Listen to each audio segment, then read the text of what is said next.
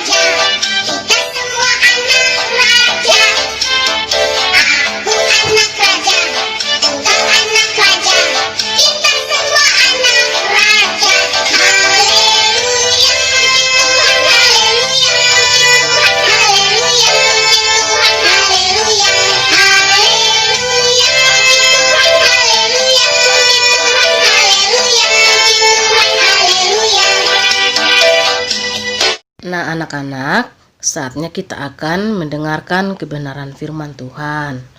Mari siapkan hati dan pendengaran kita untuk mau menyambut akan cerita firman Tuhan. Semua tutup mata, lipat tangan, dan kita berdoa.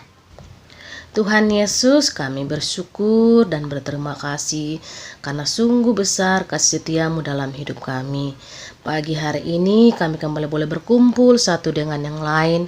Kami telah memuji dan mempermuliakan namamu, dan saatnya Tuhan Yesus kami akan sama-sama mendengarkan akan cerita firman-Mu. Tolong kami Tuhan, berikan kami pengertian supaya kami bisa memahami cerita firman-Mu pada pagi hari ini, dan terlebih Tuhan Yesus kami boleh lakukan di dalam kehidupan kami. Kakak Tirsa yang akan menyampaikan akan kebenaran firman-Mu, Tuhan Yesus tolong, Tuhan Yesus sertai, biarlah setiap kata-kata yang keluar dari mulut Kakak Tirsa akan menjadi kekuatan kami bersama. Terima kasih Tuhan, ini doa kami dan kami mau sambut cerita firman-Mu. Amin. Hari ini kita akan mendengarkan cerita tentang anak bungsu yang hilang. Terdapat dalam kitab Lukas 15 ayat yang 11 sampai ayat yang ke-32. Ada seorang ayah, dia mempunyai 2 orang anak, yaitu anak sulung dan anak bungsu. Ayah ini sangat menyayangi kedua anaknya. Dia tidak membedakan anak sulung dan anak bungsunya. Ayah ini menyayangi keduanya. Suatu hari tiba-tiba anak bungsu meminta harta yang menjadi haknya kepada ayahnya. Ayahnya pun terkejut mendengar hal itu. Tetapi karena ayahnya sangat menyayangi si bungsu, lalu ayahnya memberikan harta itu kepada anak bungsunya. Tanpa berpikir panjang, ia menuruti permintaan anak bungsunya. Setelah mendapatkan harta, si bungsu sangat senang. Dia senang sudah bisa mendapatkan harta yang menjadi bagiannya. Nah, adik-adik, beberapa hari kemudian anak bungsu itu menjual seluruh hartanya dan ia mendapatkan uang. Nah, adik-adik, si bungsu sangat senang, hatinya sangat senang mendapatkan banyak uang. Karena sudah mendapatkan banyak uang, lalu anak bungsu itu pergi ke negeri yang jauh, meninggalkan ayahnya, meninggalkan saudaranya, dan meninggalkan semua harta yang ia miliki. Nah, di negeri yang jauh dari keluarganya, anak bungsu itu memboroskan uangnya, menghabiskan uangnya dengan hidup berfoya-foya tanpa memikirkan hari kedepannya seperti apa. Tapi hidupnya sangat senang, dia menghabiskan seluruh hartanya. Ketika uang anak bungsu itu pun habis dan ia mulai melarat, apa yang terjadi adik-adik? Tiba-tiba di negeri itu mengalami bencana kelaparan. Semua orang mengalami kelaparan, termasuk si bungsu.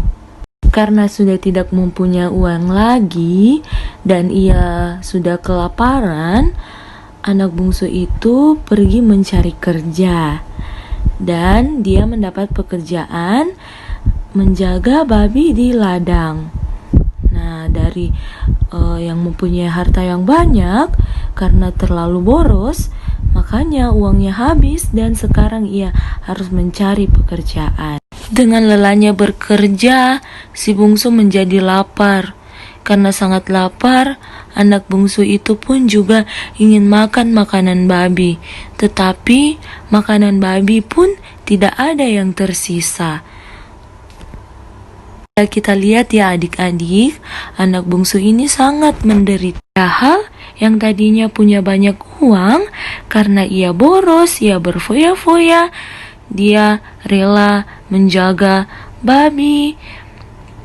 Padahal hal yang tidak pernah ia lakukan. Ketika sedang menjaga babi, anak bungsu itu menjadi sadar. Ia teringat kepada ayahnya dan saudaranya. Betapa enak menjadi pegawai ayahku yang berlimpah-limpah. Dia bisa makan yang enak, bisa hidup dengan layak ya.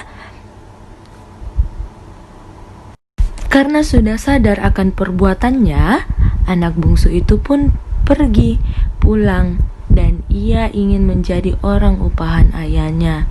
Ia pulang ke negerinya dan ia mau bekerja bersama ayahnya.